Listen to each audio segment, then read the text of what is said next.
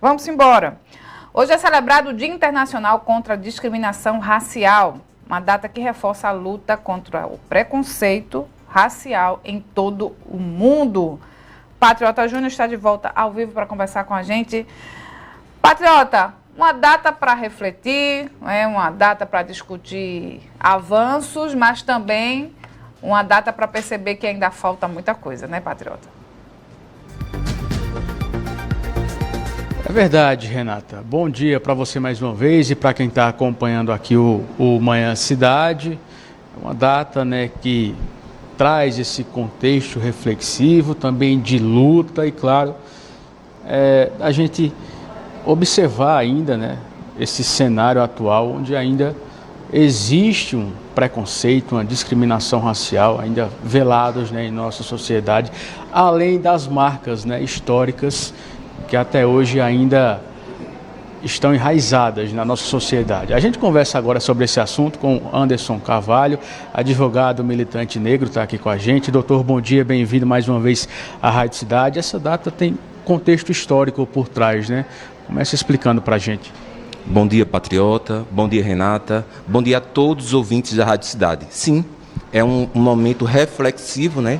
E a gente precisa entender que nessa data, em 1960, houve um massacre, que o pessoal chama de massacre de Schipperville, na África do Sul, né? O Schipperville é porque é o bairro onde aquelas pessoas negras estavam, onde aconteceu a morte de 69 negros, e a gente observa que foi Joanesburgo, né?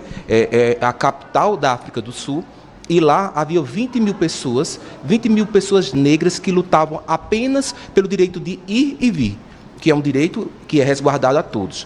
Mas em 1960, 69 pessoas morreram e 186 ficaram feridas, pessoas pretas que lutavam pelo direito de ir e vir em razão de uma lei. Havia uma lei que era chamada Lei do Passe, e essa Lei do Passe, ela impedia, criava uma carteira para que os negros pudessem entrar em alguns lugares e em outros não. Então imagine esses negros não poderem entrar em escolas, não poderem entrar em uma unidade de saúde em razão de sua cor de pele.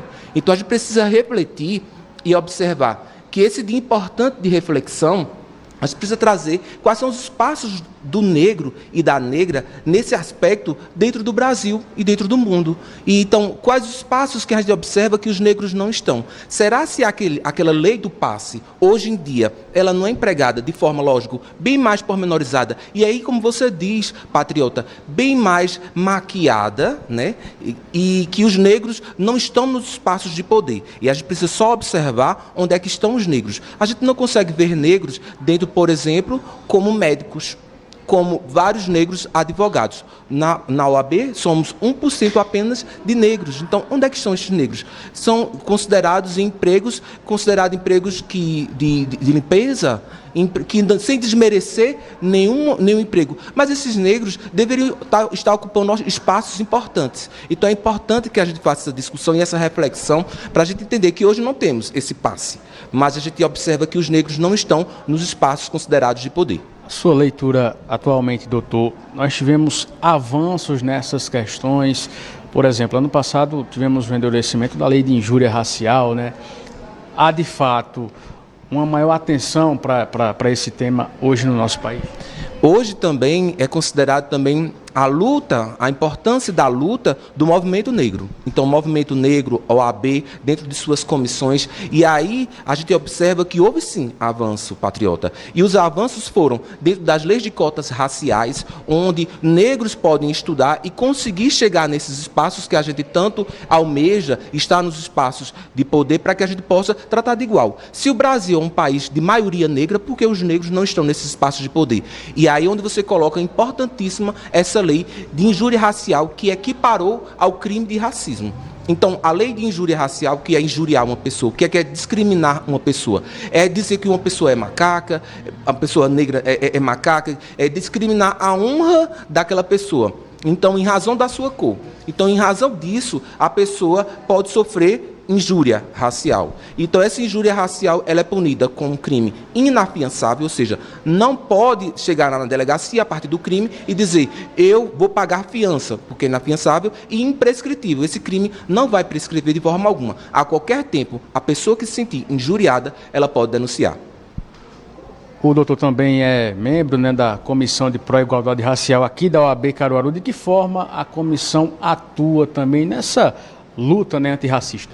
A Comissão de Pró-Igualdade Racial e Combate à Intolerância Religiosa, a gente precisa sempre enfatizar também esse combate à intolerância religiosa, que há muito no nosso país, e os crimes os mais diversos, eles têm acontecido, né? A gente vê dentro do âmbito do futebol o quanto os jogadores negros sofrem a discriminação racial, a gente vê também dentro do âmbito geral, agora que tem acontecido como caso, que algumas pessoas viram aí, foi o caso do mototaxista que foi injuriado, a polícia abordou de forma truculenta, ao invés de abordar a pessoa branca. Então, a Comissão de Pró-Igualdade Racial, que tem como presidente a doutora Lucimere Passos, que é uma pessoa atuante dentro do movimento negro, ela tem como missão observar e trabalhar, atuar nesses casos de discriminação racial. Porque, por vezes, o negro e a negra, quando chega dentro das delegacias para fazer esse relato do crime sofrido, a gente observa que há uma forma truculenta no tratamento deles. Então, imagina uma pessoa que já sofreu